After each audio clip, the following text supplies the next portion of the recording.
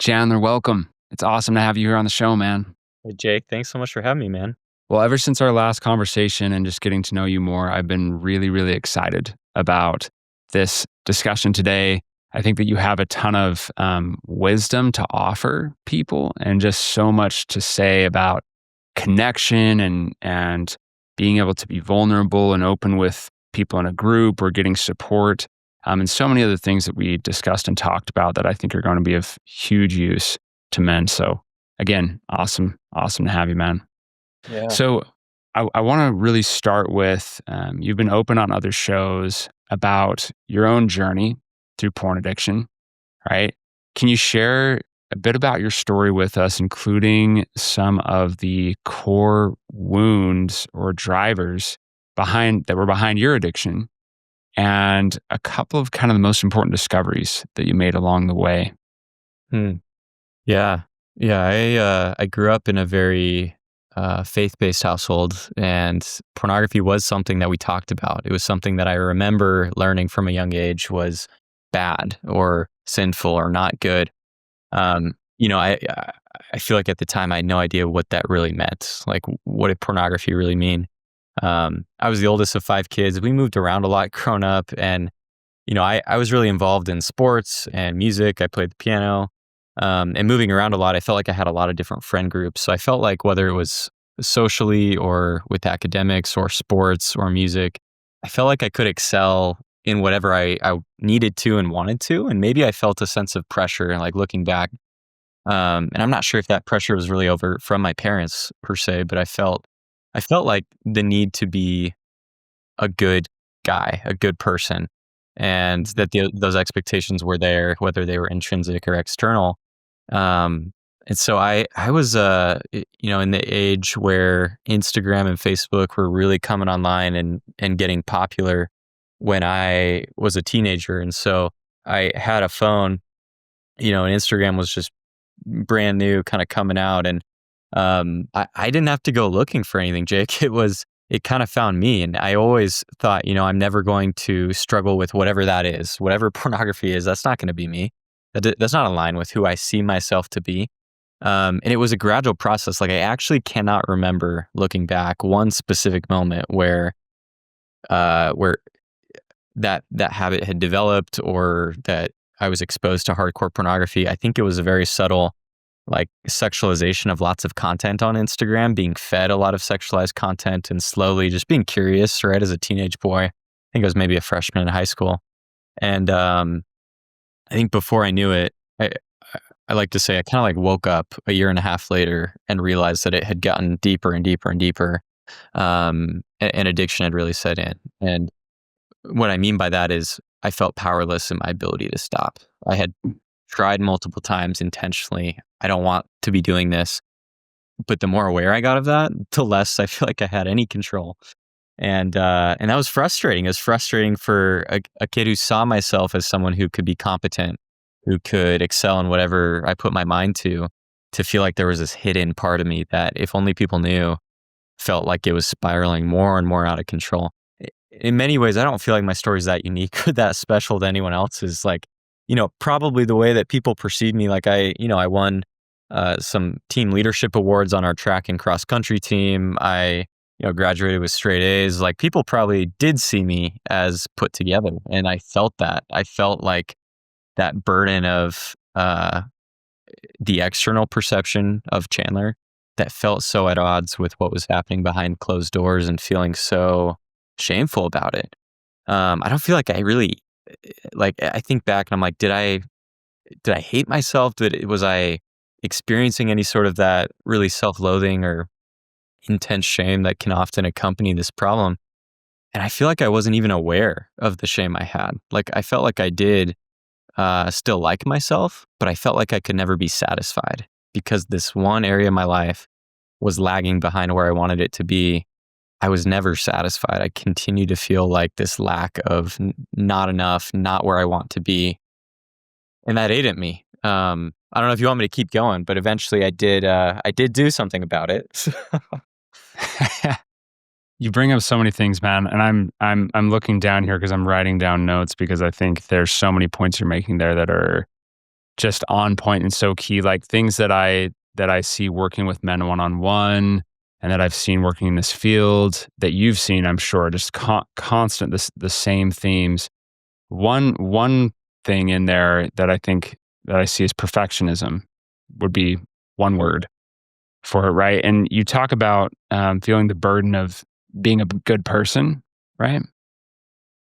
And I think it's interesting because I've reflected on this a lot. That's such a positive thing. Like the core of that is so good. Like it is good to strive for goodness and to be, to have ambition and to, have high standards and want to be a great person, make a huge difference.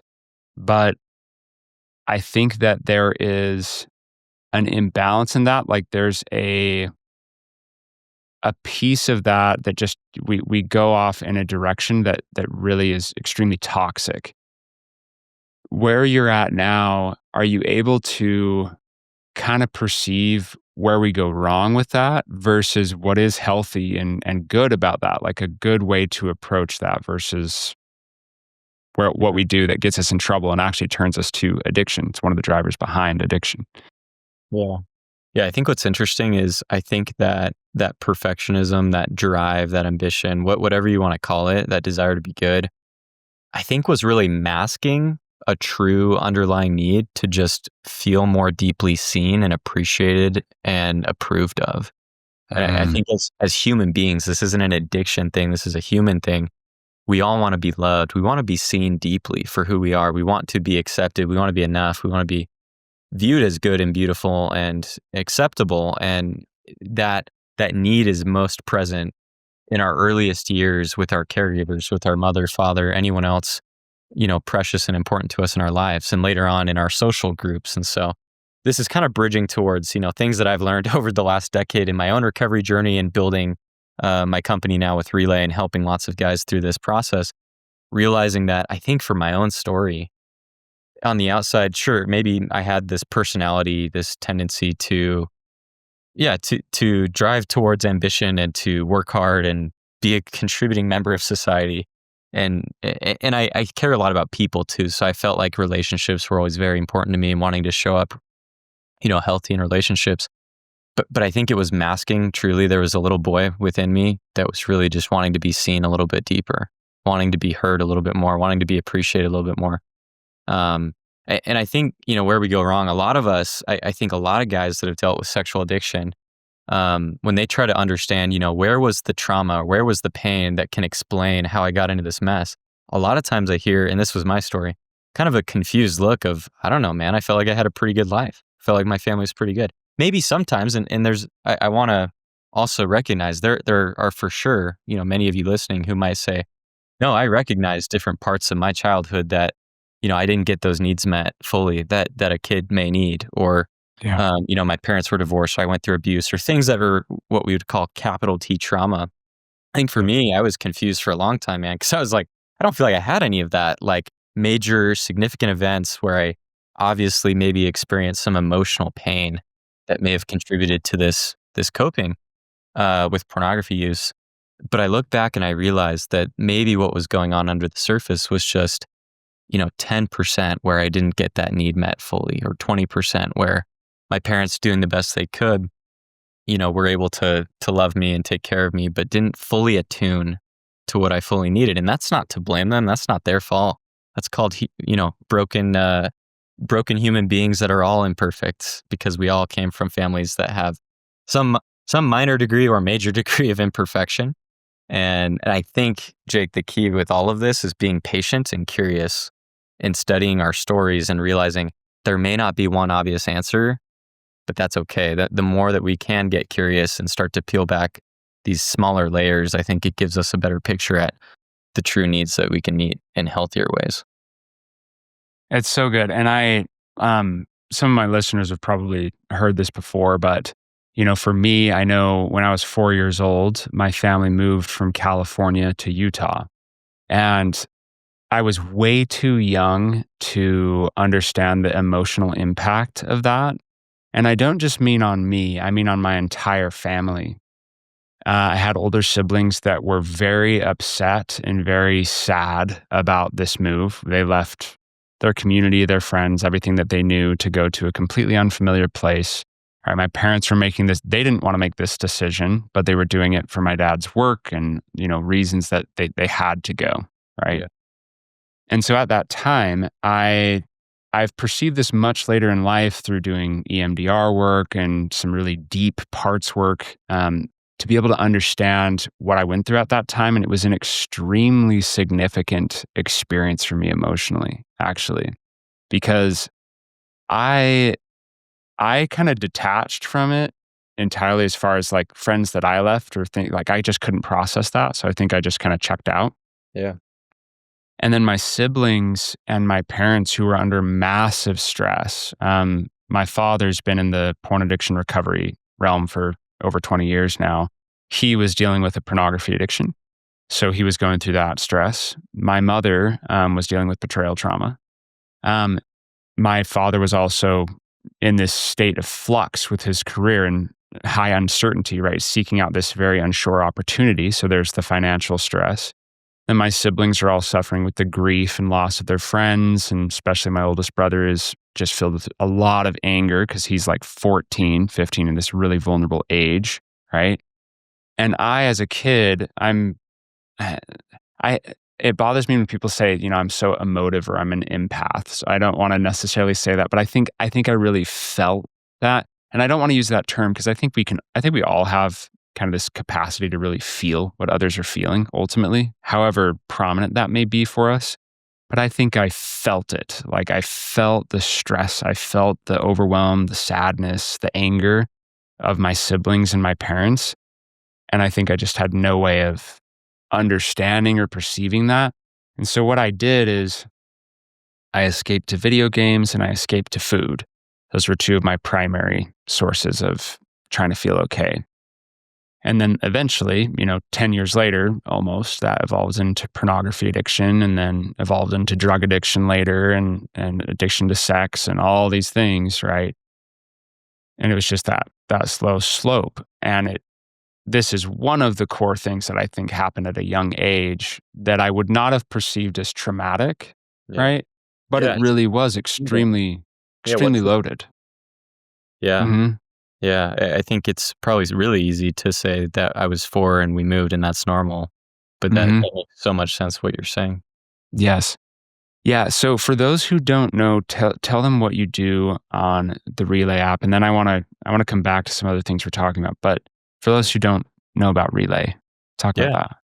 Yeah. So the key part of my story was I ended up finding a group and finding support in a group-based environment. And so later on, when I was starting my career, I had some background in tech and startups, and I taught myself to code on the side, but I didn't see myself wanting to just be an engineer, be a developer. But I was really drawn towards building software.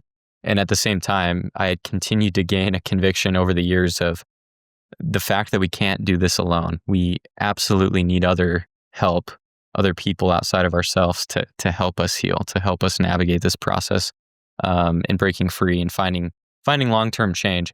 And so I had the opportunity to create an app. So Relay is an app that allows people to get matched into a group. So it's trying to lower the barriers. So a lot of the guys that I had talked to were really scared to go to a group because it meant having to go in person somewhere and show their face, or having to show up on a Zoom call and show their face.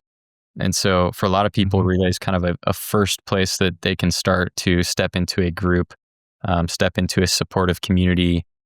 So everything in the app revolves around that experience of connection and trying to create a more holistic and shame-free environment for accountability, giving it an environment to practice and implement the skills needed to help build a healthier life again. And I will say it truly is something impressive. The things that I've seen about it and what you guys do, it's helping a ton of people. So It's I love it, man. I love it. One of the things, we need other people makes me think of my recovery journey. And I have a bit of a unique journey there where I was actually sober for years before I really joined a group and I got into 12 step and started meeting with guys. And it's interesting how I had stayed sober before that, but it was really based on what I would say from an IFS perspective is like a manager approach to sobriety. This Yeah. is talked about in a lot of circles where I just sat the manager parts of me on top of every other part and just said, how I stay sober is productivity, structure, being on point, doing everything right. That is how I stay sober. So about the first 6 years of my sobriety was not, I wouldn't say was that, like, it's not a black and white thing, but was a lot of that. And that was torture for my wife because when you live sobriety that way, you're very tense and you're very uptight, right? So, and controlling, right? Because I was trying to control myself all the time. I've got these parts of me that are just trying to control everything about my life. And when I got into a group, that was when I had to go through a process to get humbled, which I was kind of compelled to be humble, if you will, through various circumstances. And then I got humble enough to say, the way I'm doing things isn't working. I can see it's not working because I could see I still had an addictive mindset, which Yeah. was very much about this control and other dynamics. Hmm. I What are your thoughts about that? Well, for one, I can relate with that 100%. So it's been over 10 years since I joined my first group, and group was the very first thing I ever did in terms of getting help. I didn't really have any knowledge of the neuroscience, how addiction works in the brain, any of that. So group was my first experience, but I would say similarly to you, probably the first 5, 6 of those years was a very manager-like approach. And I'm Mhm. curious, just listening to you, man, the question comes up for me. Would you call that white knuckling, or do you feel like that's different than white knuckling? What you're just I I wouldn't call it white knuckling. I would call it broken recovery. I'd Mm, call it like incomplete recovery. Because one of the main things that I learned, and it took me a while to learn this, but I learned that recovery very much is based in self awareness. In other words, I was trying to suppress and distract from painful emotion like anger or sadness or fear. I would just try to replace it all the time yeah. and just be productive, be on point. Don't think about the negative things. Yep. Don't leave room for it. Outrun it. Yeah, Yeah.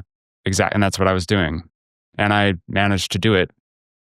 I managed to stay sober, but I still had this addictive mindset where I'm trying to outrun all the painful emotions. So real recovery, one of its roots, I believe, is the self-awareness, where I'm deeply aware of and consistently practicing like acceptance and compassion and understanding of things like anger and sadness and fear and shame, and learning how to relate to these parts of me that carry these feelings and relate to these feelings in a way that's not suppressing them or pushing them away, but just seeking to be present with them and understand them.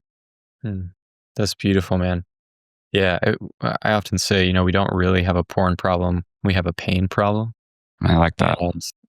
And the reason I think that is so foundational to understand is like it's that shift of it's not trying to control behavior to get to some 90-day threshold or 100-day threshold where you can feel like you've kicked it.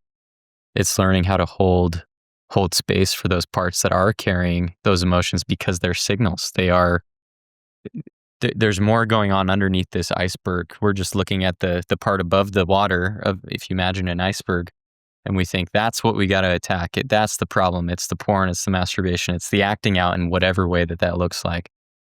But there's so much more going on under the surface. And I feel like just as I'm listening to you, it's like if we really are just only trying to manage that tip of the iceberg instead of really trying to tune into and learn how to work with those parts underneath, like, are we really healing or are we just kind of, yeah, but broken recovery is a really, really powerful phrase. I like that. Broken recovery. It's not that. It's like you're doing the right things, but it's incomplete. I like that. Yeah. Yeah.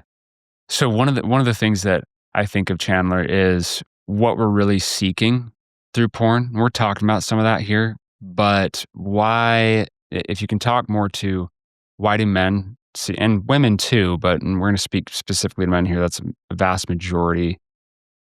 Why do we seek it out? What's really what we're searching for in pornography. Yeah.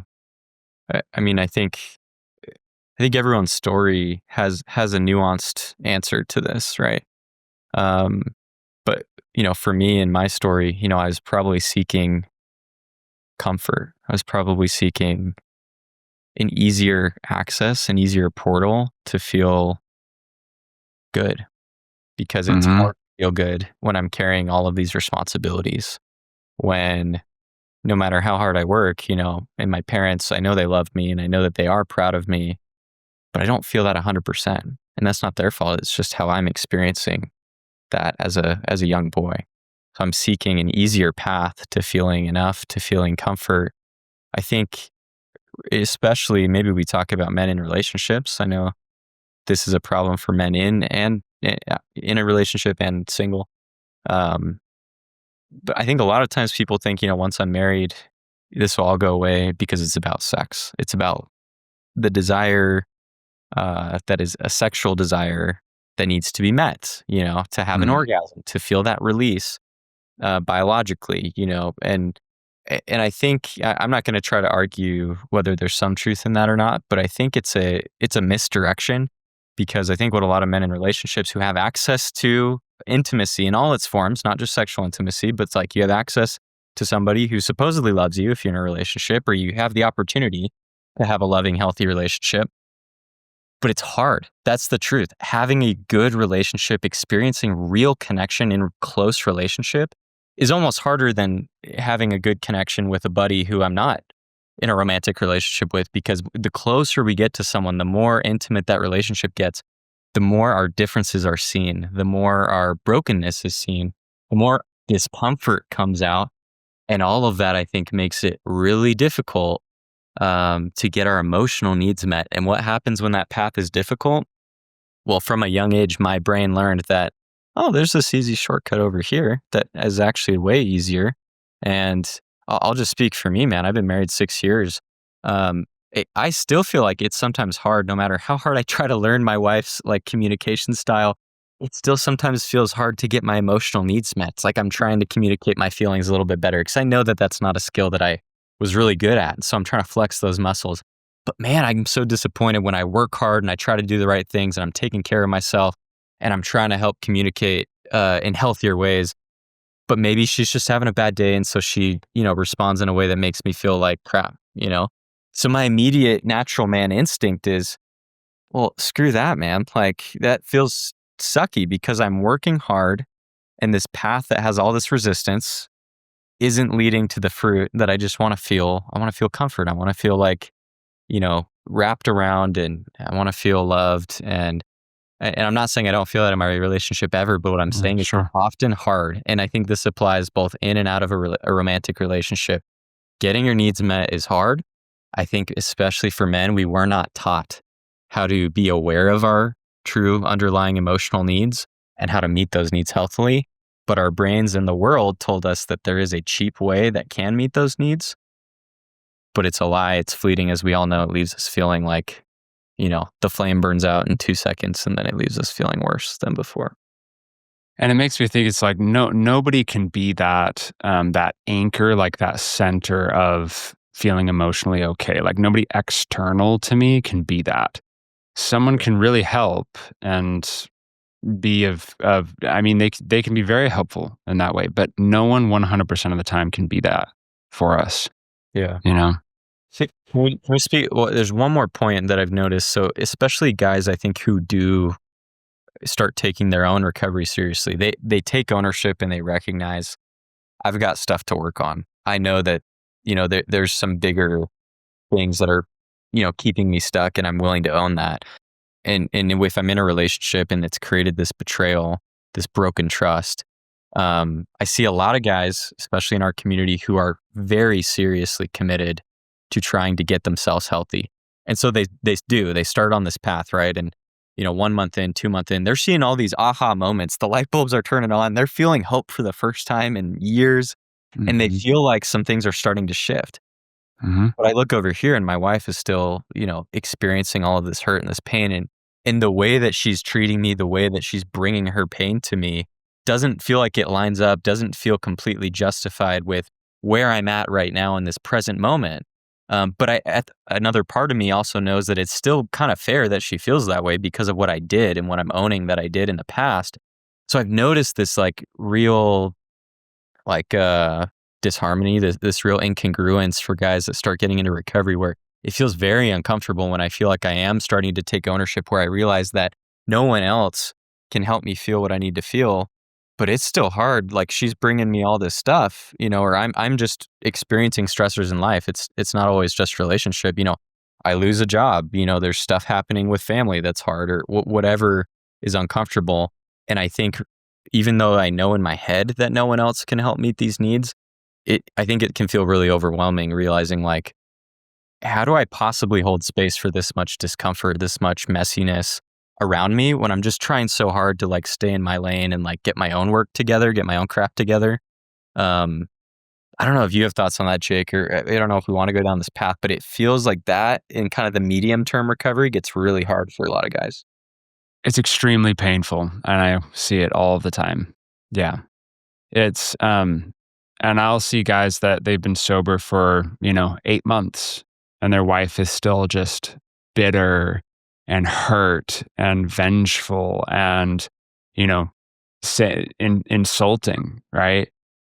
And as I say all those words, those are harsh words because it feels very harsh for that man. But I think parts work has helped me a lot with this, and understanding those wives, those spouses, right? The amount of hurt that they're carrying when a woman is bitter or vengeful or biting or insulting, critical.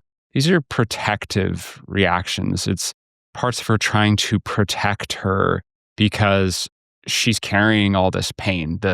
I always say fear, shame, grief. Those are the three big ones. She's carrying fears about the future, or will he relapse? Will it happen again? Will I get hurt worse? Therefore, if I can just criticize or judge or try to control him and make sure he doesn't do this again, right? Or the shame of I don't feel good enough. I don't match up to all these women that he's seen and ways that he betrayed me, etc. All these challenges with self-worth that she's carrying, the grief, let's not forget that, the sadness about everything that you lost over years. And not just like when a man comes to his wife after 20 years of being addicted to pornography and says, "Hey, I have this thing I need to tell you about. Here's this addiction I've been struggling with." She's hit with 20 years of lies and deception. It's extremely traumatic. And so if he's been addicted for 20 years or 5 or whatever it is, and it's now been 8 months of sobriety, that pain is still often very present for her because it was years of pain heaped on her all at once, and this massive lie revealed, or again, 20 years of lies revealed in a moment. That's traumatic. And that requires healing on her part, right? That she has to own. But it's extremely painful on both sides for different reasons. And it's extremely painful for that man to try to connect with and understand, as he's making so many changes and getting so much better. My wife is still there, and I need to, it's tough, it's loaded, but I need to show up and be compassionate. And I'll say I also need to have boundaries of being treated like a human being, right? And not just saying, well, I caused her pain, therefore I deserve everything I'm getting. I see that a lot. There's a lot to be said on that, obviously. Yeah. So I want to kind of go back, Chandler, to connection with other people. This is something you really specialize in with the Relay app and what you help men do. So specifically being vulnerable, which is a real struggle for a lot of people in general, but I think specifically for men, we face this a lot. Women are often they're more emotionally attuned. They tend to be more, and we can build that too, but they more naturally are emotionally attuned. We tend to be more checked out from or not attuned with our emotion. Can you talk about the walls that we put up that really lead to that isolation that keeps us from connecting, and kind of what's behind the walls, like any of those walls that we put up as men, and what you see? Yeah. Yeah, I mean, I'll go back to like we all have this core human need to be seen, to be loved, to be accepted, and vulnerability is letting people see us in our totality with maybe more high resolution, more complete detail, which includes details that we may or may not be proud of, that may or may not be. I don't like the words good or bad, but like I think Mm-hmm. the thing about vulnerability that I think keeps so many walls up for so many guys is if I let those walls down, there's a higher chance that you won't like me, that you might push me away, that you might reject me. This happens all the time, like in little ways. Maybe I'll give a specific example. Like, so I've had to, in the process of building Relay, go and pitch to investors and rally investors to help, help fund the company early on. And I had never had this experience, but I ended up talking with many, many different investors. And when I would sit down in some of those conversations, I know that they're evaluating me. They're evaluating this idea. They're evaluating, is pornography a problem? Many of them, right? If you think about just the normal world out there, a lot of them think pornography is okay.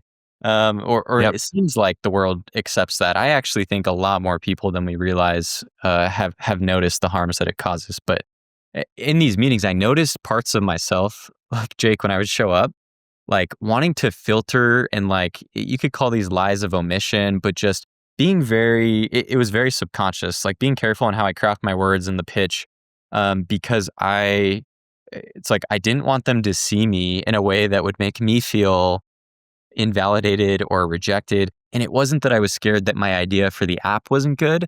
It's like if something core to me was challenged, like something core to me, like, am I really credentialed enough? I was in my young 20s when I started this company. I went to a faith-based university. So even I know a lot of investors, I didn't want to be seen as like, oh, this is just a religious thing. People outside of the Christian community, this isn't a problem.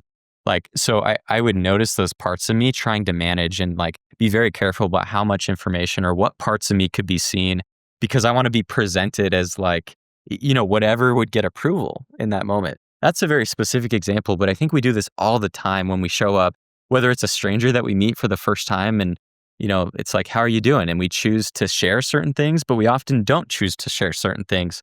Because if I come out and share, what's really on my mind or what's really going on, good, bad, or indifferent, I might be judged. I might be like, and some men may not relate with this. They may feel like, well, maybe, people pleasers might feel this way, but I don't feel this way.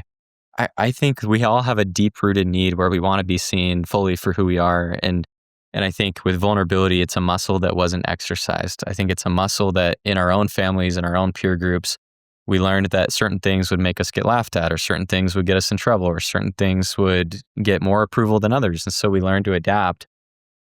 Society taught me that if I like to think there's a genuine part of me that wanted to care about all of the friends I had on the track and cross country team. And that's why I won that leadership award for being a good friend. But I think there was another part of me that realized that I could get some sort of recognition Mhm. by how I could empathize and support and cheer on others. And so I don't think any of these things are inherently good or bad, but it's Mhm. recognizing that there's nuance to these parts, that the way that I showed up was influenced by these subconscious ways that I wanted to be perceived as enough. And I think that that directly relates to how vulnerable and authentic we're able to be. And I love that so much. I think this again with parts, and this is so crucial in an understanding for ourselves and this self awareness piece that I was referring to earlier. Where if I can actually look at myself, and modern Western psychology has not done a great job of helping us see ourselves this way, but it is now with IFS and some other things that have come forth, us being able to see ourselves in parts and like really have a high degree of acceptance for ourselves. Like if one part of me, as you were saying, you're showing up for your team truly out of like love, care, wanting to do the right thing, wanting people to feel happy. True, you've got that part in you.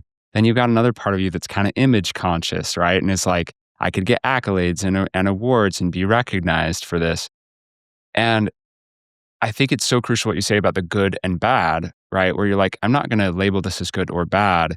These are just parts of me where I can step back. I think I see the truth of like, yeah, there's a part of me that like wants to manipulate and get recognition, but that's not an inherently bad part of me. Like if I did not have a part of me at all that cared about image whatsoever, that's probably not great. Like I should have a part that's conscious of that, Well, right? totally.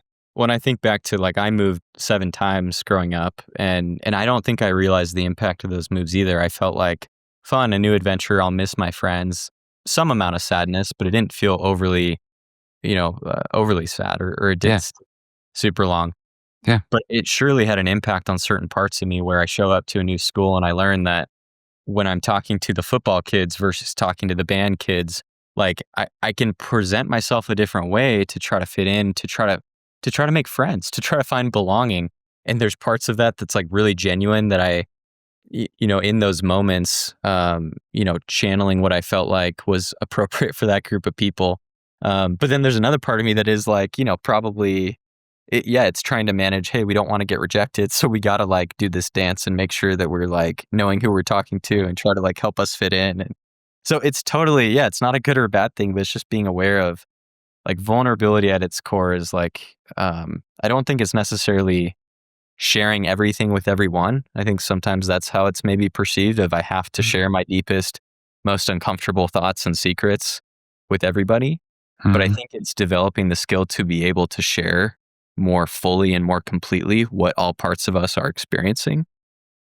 And hopefully in environments where it can be safe, where we can, uh, where that vulnerability can foster connection. I think vulnerability done right creates connection. Yeah. Yes, and I think, kind of in touching on that parts idea where there's this image conscious part, and this and for those who don't know, like, really the reason we're emphasizing this from a recovery perspective is, like, if you have a part that's in a really extreme role of, like, trying to control everything and be perfect, you're going to inevitably this is just the way that the human brain works from what I've studied and what I've seen and what experts talk about, you have to inevitably have a part of you that also shows up to balance out that other part that's trying to manage everything and control everything. And that other part that shows up is always going to be a part that tries to help you escape, right? Get away from the pressure, get away from the perfectionism. It's going to polarize with that manager part. Mm. And so really the key, right, in self-awareness, if I'm able to be aware of each of these parts and get to really understand and build a really, really healthy relationship with them to where I can be the leader over them rather than being controlled by them. If I don't perceive them, I don't understand them, or I hate these parts, or I demonize them, I call them bad, then they're just gonna rule my life. But if I deeply understand and appreciate each part for what it's bringing to the table, then these parts can calm down. They become less extreme. And over time, it's like a lifetime pursuit, but over time, they can become more and more integrated into my personality and harmonize with one another, where they're not stepping up in extreme ways, but it's like, yeah, I've got an image conscious part of me that wants to present myself a certain way. That's a valuable part of me. And I've got a nurturing part of me that's hyper attuned to empathy and compassion and love and like doing the right thing and connecting with people. And I've got a part of me that's like totally like throw caution to the wind and like, let's adventure, let's go crazy, let's have fun, like, let's just explore and take risks. Each of those parts, like, if they're in proper balance and I'm able to be aware of them and appreciate each one, then I can lead and call on them as they're needed rather than anyone, sabotaging my life or causing problems or trying to take control, etc. Right? I think that's one of the biggest keys. Totally. Man, I feel like Jake here's an IFS expert. I love IFS, by the way, this concept of parts. And I hope people listening appreciate like this for me was game changer when I realized these things. Cause I think this is what I was missing when I was kind of just managing my behaviors the first 5, 6 years of my recovery journey. And then I really started to understand not just how to manage behaviors, but how to really integrate these parts of me and understand and appreciate them, like you're saying. It's it's honestly what I live and breathe now when it comes to my mind and working through thoughts and journaling and prayer and meditation and ongoing everyday stuff just parts work, because it is this fascinating and beautiful way to understand the mind. And just without parts work, I honestly believe that I would have gotten divorced. Like, I don't think that I would be married anymore because I was like really heavily suppressing really good parts of me in favor of trying to control everything. And it just helped me really get in tune with my mind and bring out suppressed parts and learned. And one of the things is to become emotionally attuned, like to my own emotions and those of others, which is really a mirror of one another. I can only be attuned to others' emotions as much as I am to my own. So I live and breathe it, man. So something that's directly aligned with this, Chandler, and something we talked about previously, that I think you had some really great things to say on. You've touched on it briefly earlier, but is this young boy that's in every man. I think for a lot of us, if we've heard about inner child work, like we can be familiar with this, but I think I never really, like I'd heard of inner child work previously in my life, but I'd never really been taught about it. And to consider that there's like a young boy inside every man can feel weird for a lot of people. So I want, I want to discuss that and for just to talk about kind of this young boy and that idea first, that concept, and what you have to say about the importance of that for us in our own mental and emotional wellness and how this relates to recovery. What's important about this young boy that resides inside us? Yeah. Yeah. I think it's extremely important. I find for myself and many other men that this concept of how do I love myself more, we often think of that as me in the present day. How, I'm 42 years old, 55 years old, whatever your age is. I'm thinking about me right now, and I'm thinking about the history of all the years of my life before this. And maybe feels complicated because I am aware of all of the imperfections, all of the mistakes, all of the shame. I like the fear, shame, and grief. Mm, I think that can apply for, when we are just thinking about our adult self and trying to figure out how to love and invest in our own healing today as adults. It can feel heavy. There's a lot of things to it. We're often very biased, I think, towards our present circumstances. If my marriage is blowing up right now, if I'm being accused of all these things, if I'm taking ownership for this history of 20 years of pain that I'm, with my addiction that I'm coming to own and to work on, it's a lot. I kind of think that connecting with the inner child within us is almost a shortcut to really tune into our most deepest core needs. Like, because for many of us, the behaviors, the things we struggle with today, they aren't really a reflection of our current environment. They're a reflection of our whole story, our whole history going back to when we were born. And even before we were born, it has a lot to do with those who came before us and the family and the environment we were born mhm, into. And so if we understand that our current problem is not really a 2025 problem when we're recording this podcast, it's a history and accumulation of all of the previous years of my life, then I think it's really helpful to almost go back to that early version of ourselves, that young boy, and to find a way to connect to what that little boy needs to hear and that little boy needs to see.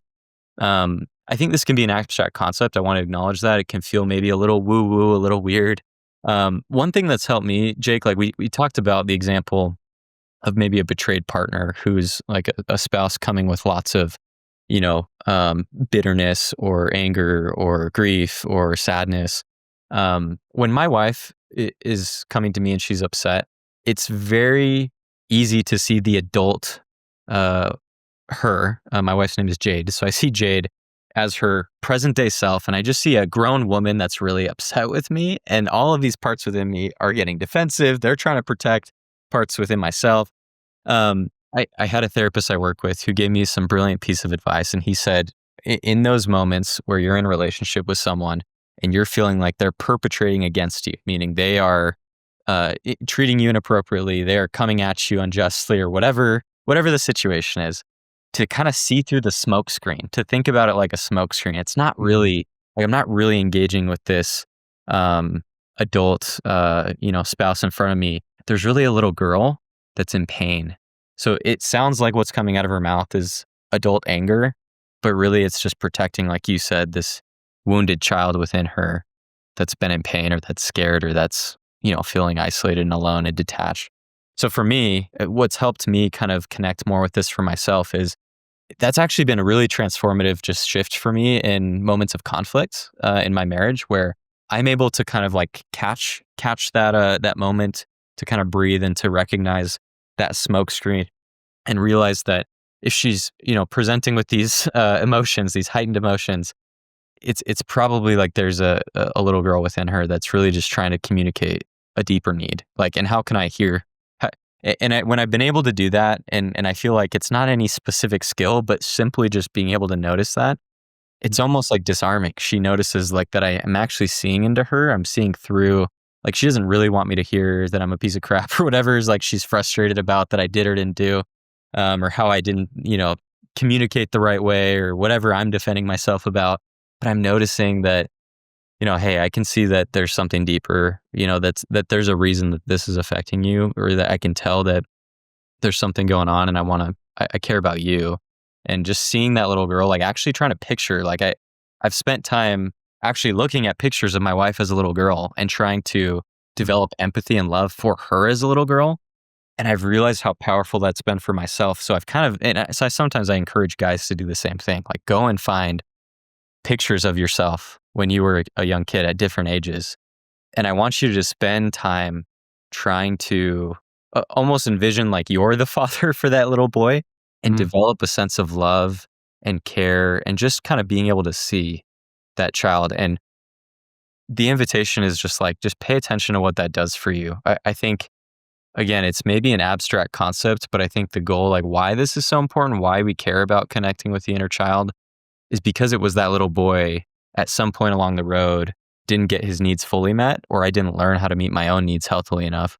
So later on, I found behaviors that I could escape to that were more easy to find that comfort, that relief. But the more I can connect back with where that might have started in that boy as a real distinct person, as opposed to just kind of this adult version of myself, I think it makes it a lot easier to care, to make it real. I don't know. Yes. Yeah. It's so good. It's so good. And actually what you've just said about seeing the young girl in my wife Mm. is excellent advice for me because there's been a few occasions I actually did like a meditative exercise. Funny enough, Chat GPT, I was asking it for some advice on some things in my relationship, and it like gave me this like meditative exercise to walk through. And I actually like I did it, and I was like crying. Like Wow. it was That's beautiful. awesome. And part of it was seeing my wife as the young girl Mm. and what she was going through at that time, right? And very powerful. And I think for me, I've really done a lot of work on that, getting in touch with that young boy in me. Right. So you're calling out the young girl in her. So that's like kind of expanding my mind, like, okay, yes, that would be good for me to do the same for her. I think that's profound. But in thinking about the young boy, um, I think when our wives or our girlfriends, partners, whatever it might be, come to us with this anger, for me, and I think for so many men, there is that part, that young boy inside you that just like is just filled with fear and so scared and filled with like, I'm bad, I must be horrible, you're so angry, and just like cowers in fear, just, oh my gosh, please don't be mad at me. Like whatever I can do for you to just not be mad at me, that's what I need to do. Yes. Yes. Yeah. And I think that again, when you get into the parts work perspective of this, like just briefly, you have that little boy that's terrified and filled with like this belief, I might be bad, like maybe I'm a bad boy, right? That's such a young way to talk about it, but that's really kind of what that part of you says.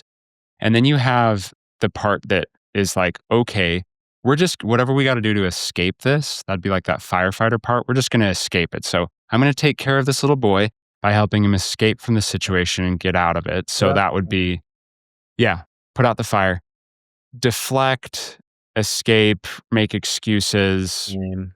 Yeah. blame, yes, blame, whatever it takes. Mm. Then you've got another like very masculine, like very, I call it the general that would be like, that would be like, don't talk to me this way. Like, are you, and really plays that part of like that, the hyper kind of the talk can be toxic masculinity of, oh yeah, you're going to intimidate me. I'm going to intimidate you. Right. And gets angry and fired up just to try to inhibit and push her down. And so I think ultimately, again, the self-awareness piece, if I can step back, which this takes a lot of practice, it's never like an easy thing, Yeah. but it requires breathing. And I think embodiment is powerful, going inside of the body and feeling inside, like holding space for all this emotion. Cause you have, she's getting angry. So at the core, I have the fear and the feeling like I might be bad, right? So shame, fear. So if I'm able to kind of stand and be aware of that, and then the part of me that wants to escape and run, being aware of that, and then the part of me that wants to like bulldoze and control and get angry and intimidating. So I stay aware of that. And if I can appreciate each of these parts and feel an acceptance for how they feel and what they're trying to do to protect me, now I'm in a space of what I would call really that free agency. I can actually make a choice now. And it may be extremely emotionally charged and very overwhelming. So perhaps that choice is I'm just going to be silent for now and I'm going to breathe for a bit and like step back. But if I'm aware of all of that, then I don't need to let any of those parts make the choice for me.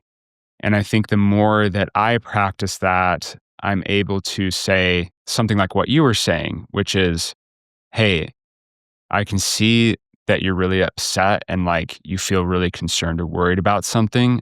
I'm here. Can you tell me what you're actually going through? Or to lay down a boundary. Hey, the way that you're talking right now, it's very hurtful for me. And like I'm feeling a ton of fear and I'm feeling a ton of shame. If we can just step back, I don't think that we should talk to each other this way. Right. Yeah. Jenna Remersma, who does a lot of Mm, training on IFS, she talks about speaking for our parts, like helping represent, hey, I'm noticing there's a part of me that's really scared right now, and being able to mm, speak for that. So it's not telling that part to go away. It's speaking for that part, but not from that part, is what she mm, says. Speaking from that part is speaking out of that fear, or speaking out of that resentment, or speaking out of that, that, hey, this isn't fair. But noticing these parts and being able to still speak for them, I think is that true adult self, that free agency that you're talking about. I think it requires the skill of kind of in that moment. For me, I imagine I go into my mind and I notice that there's, maybe a little boy within me that's feeling a little rejected right now, feels unfairly treated, feels misunderstood. So my adult self in my brain, I'm kind of putting my arm around him and saying, hey man, like it's okay. She probably doesn't mean that. Like there's probably some parts of her that are feeling, something, and like we'll be mhm. okay. So I'm trying to help, I'm connecting and I'm recognizing that there's a younger part of me that does maybe feel some of those things. And then I recognize that those firefighters are also trying their best to like, they're ready to take, I love the movie Inside Out. They're, the red angry one is ready to take the control panel and say, don't you dare. And we're gonna, we're gonna fix this. And it's like, I can see that part too and say, hey buddy, like that's okay. We're not going to go smash all the buttons on the control panel. If you haven't seen the movie, you should really go watch Inside Out. Uh, It's amazing. this It's will amazing. connect a lot of these themes, I think. Mhm. It Yeah. is. And I've talked about that multiple times on the podcast. Inside Out 2 they're both fantastic, but Inside Out 2, I think, gets to some deeper, really, really serious kind of themes with the mind.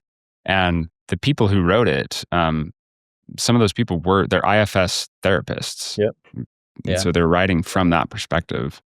It's really cool. It's really, really cool. Um, so what do you think we can do? Well, actually, I was thinking of this earlier, and I think it's important that we touch on this because we're talking about connection, and we were talking about kind of what drives us to porn. We're talking about this young boy. I've come to understand for myself, and I've seen this for a lot of other people, that essentially, what do we seek out in porn? We seek out because we're afraid of rejection, and this can be so hard for us to admit as men. I think because that, again, that hyper masculine kind of part of us is like, don't admit to weakness. We need that part because we need to be resilient, right? But when it's imbalanced, that's not good because then we're just being led and controlled by that part, right? But if we can actually look at porn and understand, go below kind of just the physical pleasure of it and the just the sexual pleasure of it, and understand sexuality and sexual connection more broadly is like human connection at a really deep level. I hold a fear of rejection. We all do. And I think those of us who say we don't, I think that's kind of a coping mechanism in and of itself to just like deny that it's even there. We suppress it. I think it's better to accept that like we've all got it, you know? And hopefully it can become more balanced and healthy for us over time as we become aware of it.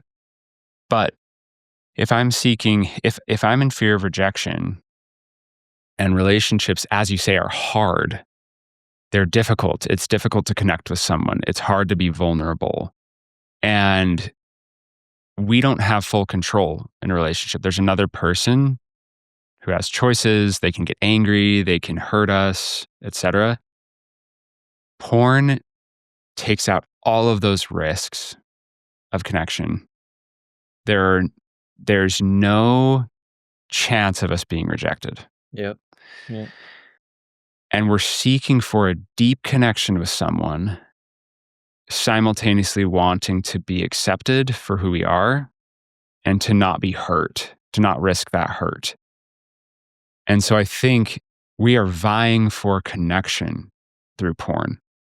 And we absolve ourselves of and just escape entirely the chance that we would be rejected or experience something hurtful.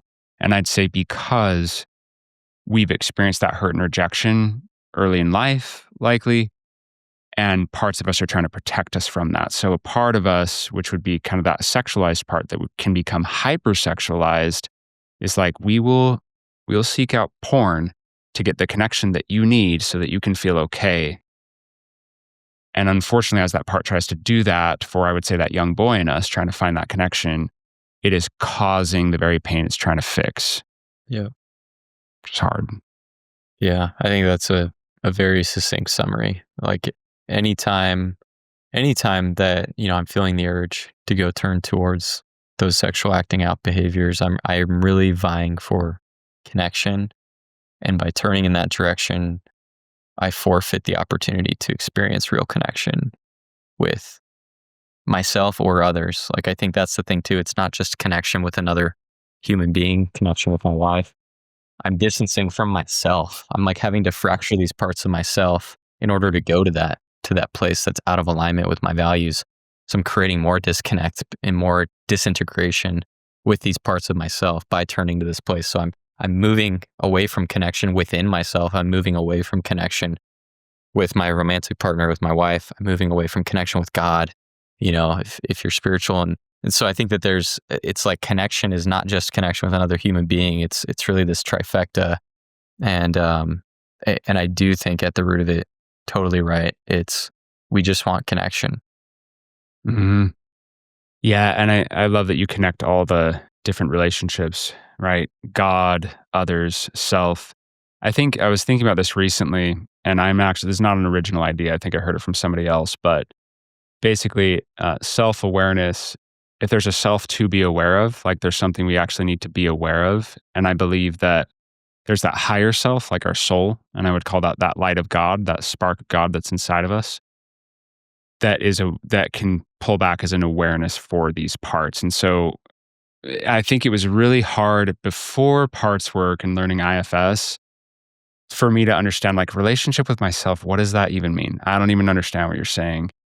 But when you look at it, like there's multiple parts of you and they're kind of all like little individuals that make up you, and you're building a relationship with these parts, right? I think that really made it far more concrete and understandable for me. And yeah, when you engage in porn, essentially a part of you trying to protect you has actually broken trust with, well, there's complexities to this, but it's taken over, it's taken the lead inappropriately. in order to try to protect to do what it thinks is right, and it's suppressed or hurt or broken trust with the other parts, right? So it's further, as you say, kind of separated those parts or created this fracturing. Yeah. And you actually see this in Inside Out too. I'm thinking of anxiety, and sorry if I'm ruining this for anybody, but it's been over a year, so you should probably hop to it and listen to it or see it. I mean, but anxiety takes over. They all become suppressed emotions. They even call it out. It's like a joke. It's like, we're suppressed emotions.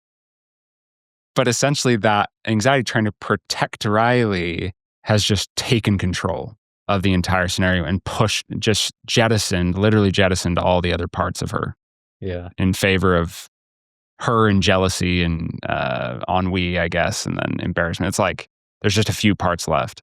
Yeah. That's what we do to ourselves when we engage in addiction, you know? Yeah. So what do we do? So what do we do, right? So yeah, I think one of the things that we have touched on multiple times, but maybe there's more to say on is what do you think happens when we stop trying to manage or control every part of our lives? How do we do that, or how have you kind of seen that work for you of stepping out of this place of management and control? And I will add again to clarify for people who don't know, so that another part of you doesn't show up to try to escape all that pressure and take the foot off this accelerator that's going so fast to control your life. How do we step out of that control? Yeah. Yeah, I'll go back to my own recovery journey. I noticed, I'd gone through cycles ever since I joined my first group. Like immediately when I joined, I made a ton of progress. I got to like 4 or 5, 6 months, which was it was a lot of progress. Yeah. It was significantly further in sobriety than I had ever been able to get on my own. And then, I had these cycles of relapses for the years that followed, and being able to get, back to some period of sobriety and then slipping again. And so I was in college at the time, and I kind of like, it was probably the peak of what you described as that broken recovery and managing my recovery behaviors. Like I was extremely disciplined, extremely precise with how I was tracking everything about my morning, everything about my day, my weekly goals in all areas of life. I was focused on, my social self-care, my spiritual self-care, my physical self-care. Like I was trying to address all these needs, right, in healthy ways, but I was really just managing the heck out of that thing. And it was an interesting experience because it felt like death gripping recovery. And it's saying, if I grip this thing hard enough, I will break this cycle because I know what I should be doing. I've been doing this at that point, a number of years, where I feel like I wasn't missing information. So it must be an application problem, which must be a me problem. And if it's a me problem, well, I don't know how to solve that other than just try harder to grip it, apply the things better and, track them better and be more accountable. And that's kind of what I really was utilizing my group for, was like, I'm going to be the most accountable person here. And I don't think that this was all 100% bad or unhealthy or ineffective, but I think it was incomplete. And I love that you used that word earlier. And I remember having this distinct moment. It was kind of around the time I started dating my wife. And I think she could perceive that the way I was managing this was almost a reflection of how I viewed myself, with still some shame, still some sort of like, get it together already, man. And she could see that I hadn't really maybe come as far as I thought I had in my own view of self and my own internal experience. And I think talking with her, what I realized is I needed to let go of that grip a little bit. And it was this hard thing to reconcile. It was like, so you're saying I need to care less about not relapsing or care less about sobriety? And I think it can feel like that. So I wanted to get to that point. Specifically, if you're listening to this, I think it actually is caring a little bit less about sobriety, but you're still caring just as much or more about your overall recovery. Sobriety will come with recovery. Sobriety will come with recovery. But if you're only focused on abstinence, avoiding the behavior, managing the behavior, it's like staring at a pink elephant and saying, don't think about the pink elephant, don't think about the pink elephant. I'm driving on the road, don't crash into the pole, don't look at the pole. Like I start veering towards the pole, the more I'm thinking about the pole. So it's like the more I was trying to manage not acting out with pornography and masturbation is like the worst it got. And so surrender is the word that I learned to accept. And I'm still practicing this, just to be 100% honest and vulnerable. I'm still learning this because I think this vulnerability thing is a muscle. But surrendering that control, saying it's not a try harder thing. It's I need to give it up, lay it down at my feet, so to speak. Lay it down at God's feet. Lay it down with other people who love me. Lay it down with my group and my community. And that surrender, I think for me, was when I was able to get a little bit deeper, to have a little bit more of a complete approach to my own recovery. It's very insightful, Chandler. And it's interesting as you talked about your wife kind of bringing this up and being like, I don't think you've quite reached where you think you've reached. Yeah. I was like, It's so "Look at these things I'm tracking. I'm at 4 weeks and I'm going strong." And like, I had like 12 things I was tracking every single day. Like, it was insane. And it's so funny to me, like when you understand kind of the fundamental aspects of the masculine versus the feminine. The masculine, like we are about order, morality, duty, doing the right thing, pressing forward, resilience. And that's not all of who we are, right? By the way, we have feminine inside of us too. Like I have a nurturing part of me. It's part I cherish and I utilize every day. I utilize it in the work that I do.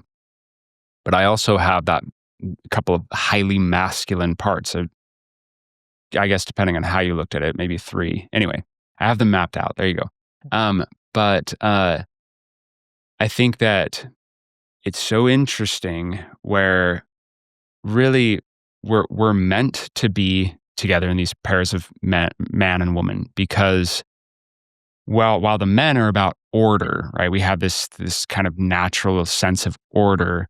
The women are about the feminine, which is, I was going to say chaos because that is an element of it, but often we can think of chaos as so negative, but it's really more like flexibility and creativity and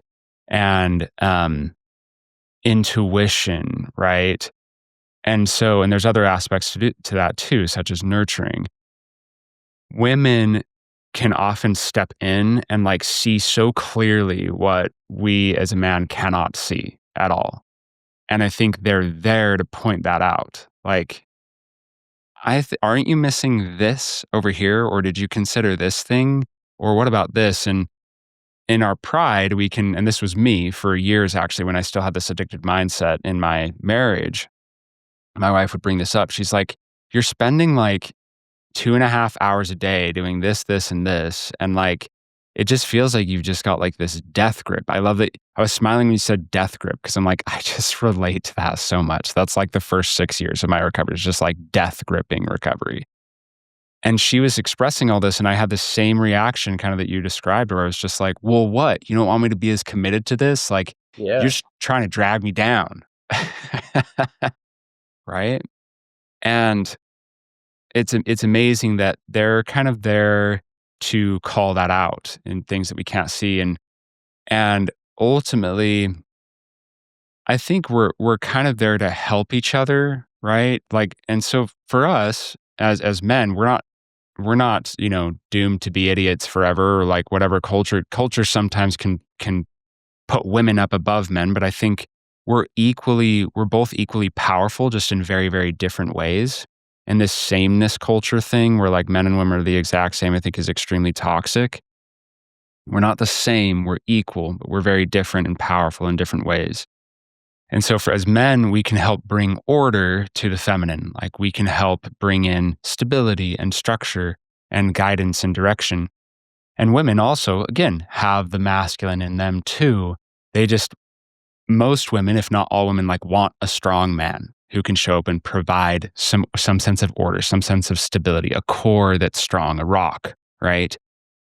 And then we have the nuance there of connecting with each other, where we also need to integrate. Men need to learn to integrate vulnerability and emotion and empathy. And that's very unnatural for most of us. And then the women need to learn how to be a little more ordered and a little more, right, focused. And it depends on the woman, obviously. We differ as individuals. But it was just interesting to me to hear you say that, because I'm like, Yeah. And Yeah. I see this in groups too. I think for men together, as we're walking this path to recovery, we can help be there for each other in those complementary ways. Like, because when I'm out of balance, and like I think I've been in groups that maybe don't have as holistic or well-rounded of a culture in my recovery, and then I've been in groups that do. I think the difference is really like, and I think sometimes guys expect coming into a group is going to be this like kind of cutthroat accountability, like, we push each other and like, fix your crap type of mentality. And, Yes. I don't know what people picture exactly, but I think that's part of what I expected. It's kind of masculine feeding masculine, but I really think a healthy recovery group environment, a healthy recovery community and support system should help each other be able to see those blind spots, help each other take a broader perspective. And I think that it's sometimes just easier to see in somebody else than ourselves. It's easier to see when you're in shame sometimes than it is to notice my own shame, for Mhm. example. 100%. 100%. Well, I wanted to touch on this. I wanted to be sure to touch on this, and this is a different topic, but to kind of shift gears a bit, the way that we think about and talk about sexual desire, physical attraction, arousal, especially I'm going to really kind of center this in on Christian culture, though this can take place in multiple cultures and contexts. But that's a vast majority of the men that I work with, and I would say those who listen to this podcast. And for those who aren't, glad you're here. It's awesome, and you'll also benefit from this. How do we turn sexuality, something that I believe can truly be pure and joyful and positive, and I would say even, I know this sounds odd to say, but innocent in a way, that it can actually be something that's really expressive and beautiful and wonderful. And I'm still aiming to practice that in my life because I've got that history of addiction, right? That kind of really, really messed that up for me. So how do we turn something that could be so pure and joyful into something kind of toxic and destructive? How do you think, and because I know how we know how porn affects our perception of sexuality, but more so I'm talking about the shame surrounding sexuality and how we really drive that through judging and trying to control it and fearing it and etc. Yeah. What do we do in that way, and how do you think we're meant to actually see it? Yeah. I think for me, especially in a faith lens here, it really ties down to like, what is my understanding of who God is and what he expects of me? I think a lot of what we learn in that regard growing up in the church and faith community is really centered around being worthy, being obedient, exercising faith, um, following a path that is upright and in good standing with God. And it's this definition of what good means in a spiritual sense.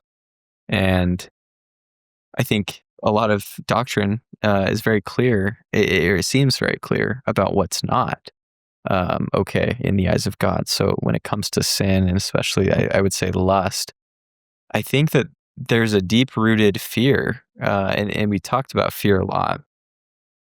A fear of, I know that there is so much temptation. I know that the world is filled with lust, and for me, I'll speak for me. There's a lot of fear around.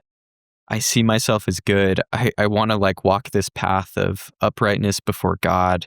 Um, and I think in the church as a culture, like that is kind of promoted, right? Like we're trying to help each other as fellow followers, of Jesus Christ in the Christian community. Again, I think this applies literally in any other context. Like we're all trying to walk towards being a little bit better every day, a little bit more worthy, a little bit more clean. And so it's this fear of like, of dirtiness, of unworthiness, of like, and I see this show up. Fear, I think, connects with shame. I see this show up a lot of like, I feel shame because my eyes wander when I'm in public. I feel shame for wanting to look. Like there's a part of me that continues to want to look, when I see someone attractive multiple times, right? And I know that doesn't feel congruent with my definition of living at my highest standard. And so I think it's just really interesting because I think this idea that like, and even maybe the church culture is, starting to shift a little bit and hopefully promoting that sexuality is beautiful. It's good. It's not dirty. I know a lot of people grew up with the messages that, you got to be careful, the danger warning, like mindset. But I think so many of us that have experienced temptation and weakness um, and in whatever capacity, right, this has taken shape, I'm guessing, right? Those listening to this podcast, you've dealt with these behaviors. You've seen how they suck you in. I think that when we think about sexuality, it's really easy to twist this good, healthy desire to want to live for the highest standards of life that we possibly can, that aligns with our values and aligns with our beliefs, and that gets muddled in with like this natural man in this environment in this world that we're around, and feeling like it's basically impossible to feel like I can keep myself shielded from impurity, from all of this, all the possible ways to misstep out in this world. And I know for me, having struggled for so many years, it's like I don't even trust myself. Like I think my fears are rooted in like being scared of one day just totally going off the deep end even worse. So it's like I don't even trust myself Mhm. because I have all of these evidences that I am weak, or I am susceptible, or I am less than when it comes to living, a life that is pure and good and aligned with my values. So I don't know, man. I don't know how to give a succinct answer to this, because it just feels like what I really do know to be true is that I believe God did design sexuality to be about intimacy, to be about you brought this up earlier, deep human connection. It's not just sex; it's a full experience of connectedness and closeness in relationship that is sacred and it's beautiful. But I think our fear and our shame sometimes gets in the way of that, because we want to be good, Yes. And I think our fear and our shame gets in the way of it. And then again, those protector parts show up. One saying, let's indulge in this, let's go crazy, let's fantasize, let's peak this experience to the We'll never ultimate be able degree. to, probably will never be able to be perfect anyways. So, I guess I'm consigned to mediocrity or whatever, Right. that's the voice I've heard from a part before. Like, Totally. you've tried enough times, man. You might as well just accept that, this is the best you can do. Yes. And then that other part that's judging the sexual desire and the experience and trying to control it and inhibit it. Like, okay, this can be like sex with your wife can be enjoyable, but not too enjoyable. Don't enjoy it too much, right? Like we got to keep things on lockdown. Yeah. Yep, And because yeah. risk, because I'm susceptible, I'm weak, yeah, it's rooted in fear. Mhm. And I think those two different parts, the one that wants to indulge and fantasize and go crazy, and the one that wants to control, they will show up equally until we become deeply aware and heal and heal and heal over time, peeling back layers and really getting down to the fear and the shame that's at the core, so that those parts can step out more and more, and instead we can show up authentically, where it can be an authentically uh, positive, beautiful, enjoyable experience physically, emotionally, spiritually, relationally, all of this, rather than it being this like hyper sexualized thing that's like all physical, or this thing that's just like dry and just like controlled and, monotonous. Totally. Yeah. I think a lot of people can relate to that. So thanks for being here, Chandler. I appreciate it, man. If people want to find Relay or they want to get in touch with you, how do they do that? Yeah, I mean, they could go to the website, so you can go find Relay at www.joinrelay.app. Maybe we could throw a link in the show notes, but that's probably the best way to go and find the work that we're doing and to learn more. I also always like to say, like, my heart and all of this is I care deeply about the connection piece, and I don't want anyone out there. I don't want you to feel like you have to struggle alone. So if you ever want to reach out personally, I try to make my email available too. So it's just Chandler@joinrelay.app if you ever want to talk, or if you resonated with something in this conversation. Like, I know Jake and I are both doing this probably because we've been there, number one, but we also believe that that you don't have to go through this alone. 100%. Well, thanks again, Chandler. wonderful conversation, and just really, really appreciate your insights. And I think it's been helpful to a lot of people. So, Thanks, Jake. It's great to talk to you. yeah, thanks, man.